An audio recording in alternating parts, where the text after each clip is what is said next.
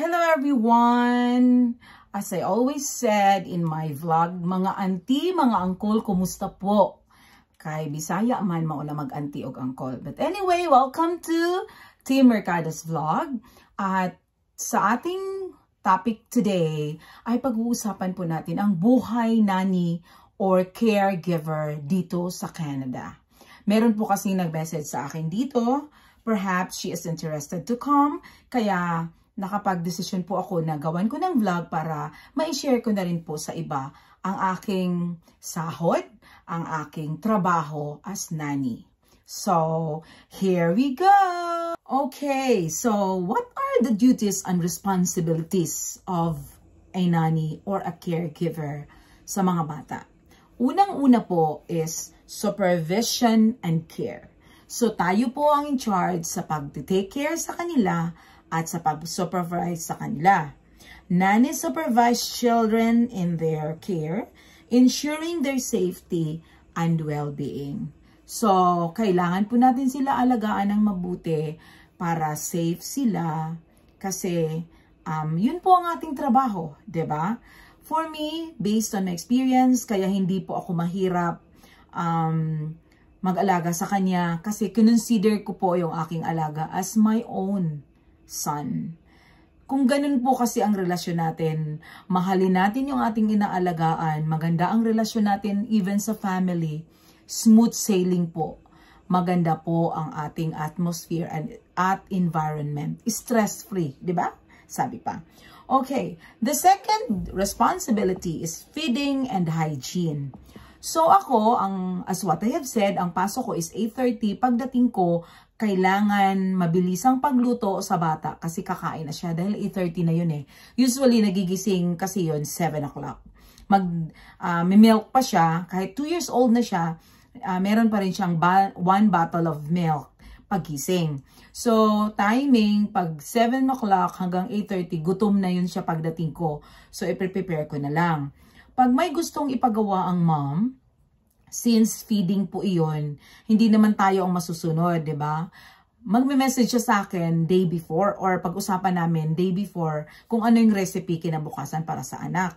Pero usually, pinagkatiwala nila sa akin kasi alam ko kasi kung ano yung pinakain ko kahapon sa kanya, for example. Kaya sabihin niya minsan, ikaw na bahala. And about naman po sa hygienes, since ang mga Canadian, hindi sila mahilig na katulad sa atin maliligo ng umaga. Di ba ganon? Usually, ang bathing time nila is sa gabi. Pero, since ako, di ba, pinapakain ko siya ng morning. And then, after that, since tulog pa yung mom niya dahil meron kaming newborn, so, lalabas kami. After niyang mag-breakfast, lalabas kami.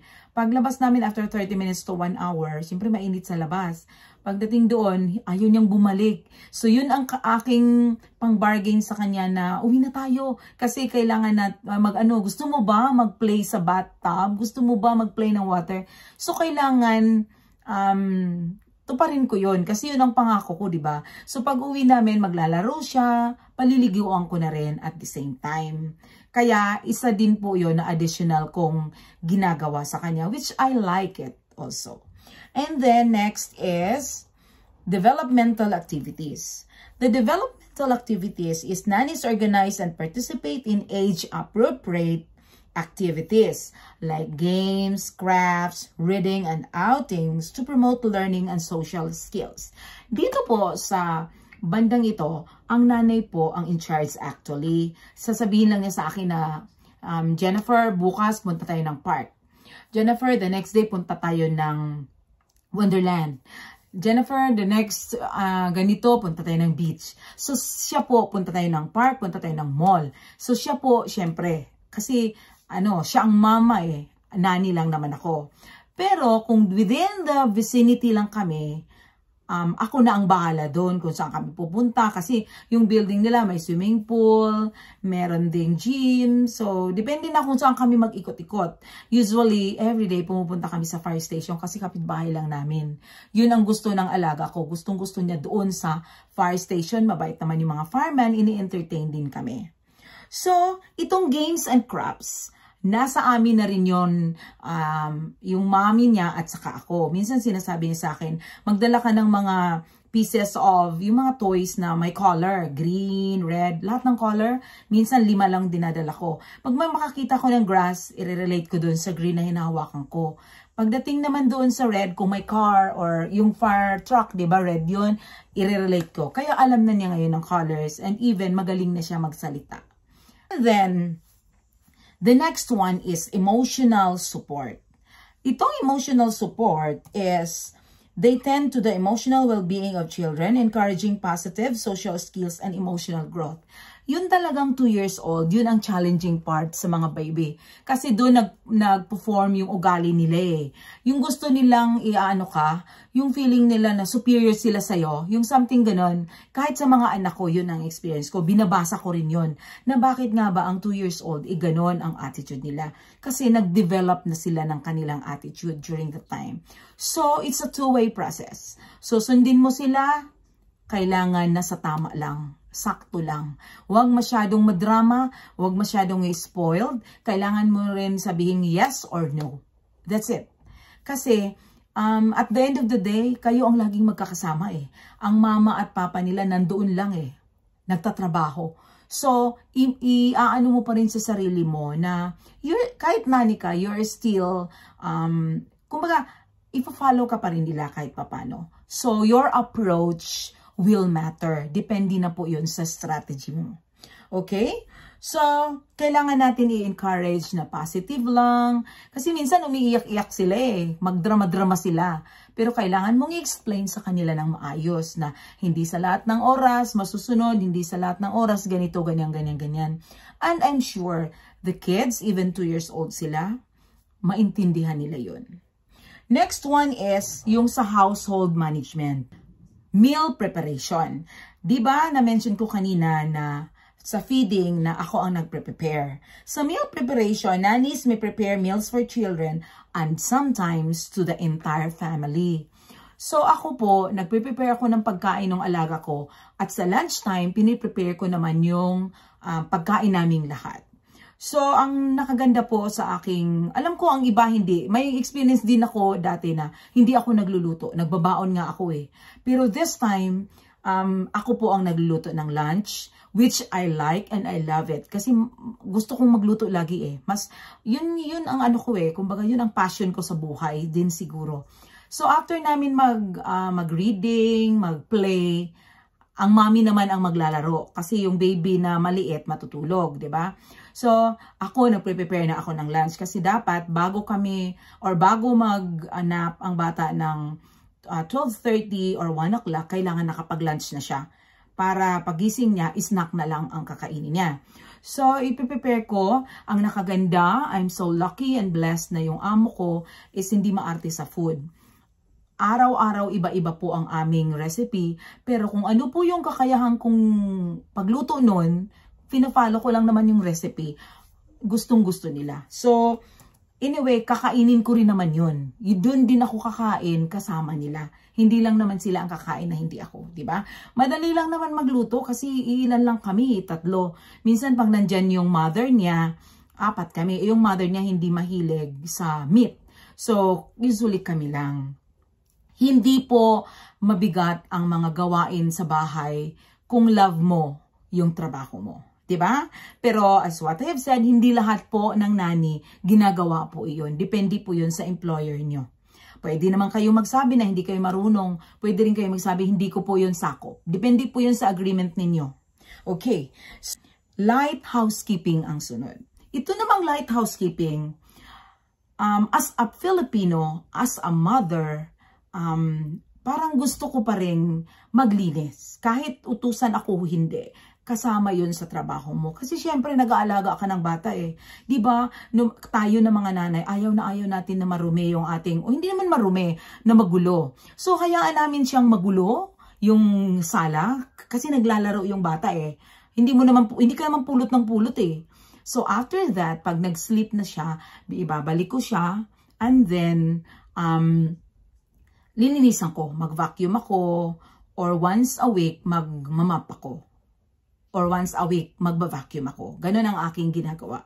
And, ano din po, tips, ang style po namin sa kanya is every 2 weeks, pinagpapalit po namin or nag-change kami ng toys and books. For example, itong 2 weeks na to, ito yung series of books, ito yung series of toys. After 2 weeks, itatago namin yon, tas iba na naman. Para hindi naman naboboard yung bata. Okay? So, ang paglilinis po, especially sa CR, kasi doon po naliligo yung bata, doon ka rin naman magsi-CR, di ba? Linisin mo na lang. Mabilis lang naman. Hindi naman araw-araw maglilinis ka eh, di ba? Once a week, every Friday usually ang schedule ko sa ganun. Kaya medyo busy ang aking Friday. Anyway, pag naglinis ako, yung alaga ko naman, ang nag-take care is yung mommy or ang daddy. So, hindi doble na nandun yung bata habang naglilinis ka. Hindi po yun. Okay. So, next po is organization and coordination. So, nannies may help with grocery shopping, meal planning, and organizing children's schedules and activities. Yung aking pong alaga, hindi po nila, pina-stop po nila sa pag-aaral. Kasi sa daycare, usually nagkakasakit siya eh. So, kaya nga ako nakapasok sa kanila. Ngayon, when it comes to organization and coordination, sumasama po ako sa pag-grocery. Kasi wala akong driver's license, so hindi ako makapag-solo. Yung iba, hinayaan sila ang mag-grocery, pero ako hindi. Sumasama ako, and then nag-organize kami ng schedule. Itong umaga na to, anong gagawin namin? Sa hapon, anong gagawin namin? After sa park, anong gagawin namin? Before sa park, anong gagawin?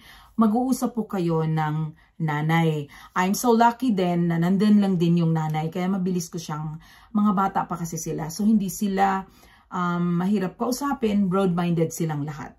So kung ano yung gusto mo, isuggest mo, kung ayaw nila, wala kang magagawa kasi nanay sila, di ba? Pero usually, hindi naman po ako nagsasuggest. Park lang naman at saka kung saan-saan ang gusto ko na kami ang pumupunta, pumapayag naman talaga siya. Minsan malayo yung park, hinatid kami and sinusundo kami after. So yung planning, nasa parent din yun. Siguro, magagawa natin yun kung nag-work sila outside. Ako nasa bahay lang sila, work from home sila. And the discipline. Next is the discipline. Other responsibilities. Ang pagdidisiplina po is, depende na po yun sa atin. Hindi naman natin sila kailangan paluin eh. Pag-usapan lang, i-explain mo lang sa kanila, isa na din po yun. Ano po ang description ng discipline? Nannies may implement discipline strategies as requested by the parents. So, sa kanila pa rin ang masusunod. Diba? Kasi sila ang parents eh. Nanny lang naman tayo. Okay. Communication with parents. The next one. They may need to communicate with parents about the child's activities, health, and well-being. So, kailangan maganda ang relasyon nyo sa parents kasi yun ang pinaka-importante sa lahat. Lalong-lalo na ang welfare ng bata. Minsan kasi yung bata may sinat, may sakit, or hindi kumakain, kailangan mong sabihan sila. Para at least alam nila ang gagawin. Kami minsan, hindi kumakain yung bata pag kunti lang kainin niya sa morning, tapos sa lunch, kahit pasta, kasi paborito niya rin yung pasta, kahit pasta pa ang lutuin ko, minsan ayaw niya. Ang gagawin namin, bibili kami sa labas, or pupunta kami ng mall, kakain siya doon. So yun ang gagawin namin. Or minsan, ako mismo ang magsasuggest na, ano kaya kung magluto ako ng ganito? Baka kakain siya. Yung mga fried na mga kung ano-ano na lang na chicken breast, yung mga ginagawa ko. So, yun, kakain yung bata. So, at least merong communication from parents and nanny. Okay, so yun lang po ang responsibilities and duties ng nanny. Next naman po na pag-uusapan natin is yung tungkol sa sahod ng nanny. Usually po, dito sa Ontario, ang nanny ngayon is $25 per hour. Pero meron pa ring 20, meron pa nga daw 18. Pero pag-uusapan na lang natin yung 20 to 25. So yung 20 to 25 na yon, yun ang sahod mo every hour. So kung may 8 hours ka, times 8 mo yun, malaki-laki na yun per day. Pero i-minus doon yung iyong CPP, even yung tax. So at least kung 25, meron ka pa ring ma-take home na 22 or 23. Not bad, di ba? So, ako po, masaya ako sa aking ginagawa. Kasi, aside from kumikita ka, para ka na rin nag-aalaga ng mga anak ko. Malalaki na din kasi yung mga anak ko. So, pwede na akong umalis ng maghapon na wala. Kasi nasa school naman sila, college and high school na sila. So, ang sikreto lang sa pagnanani is, tanggapin mo, gawin mo lang kung ano yung nararapat, at mahalin mo ang trabaho mo. Yung sahod po na 25 per hour, yung iba nga daw 30 na eh. Yung 20, 25, and 30 na sahod, depende po yun sa amo mo, depende po yun sa katagalan mo, depende po sa pag-uusap nyo ng employer mo. Yung sahod na yun is talagang malaking tulong sa atin. So, ang trabaho naman, madali lang natin gawin yun eh.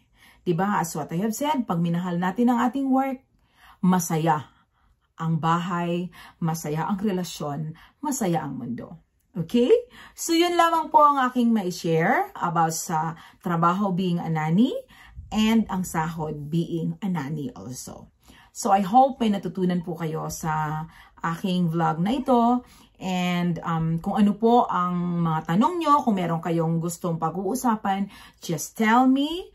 At pag-uusapan po or isi-share ko po kung ano po yung aking kaalaman about doon sa itatanong nyo. So, thank you for watching once again, and I hope may natutunan kayo sa araw na ito. And see you on our next vlog. Don't forget to like and subscribe. And kailangan natin maging masaya sa buhay. Kailangan din natin maging kind to everyone. God bless po sa ating lahat. And until then, buhay-hay!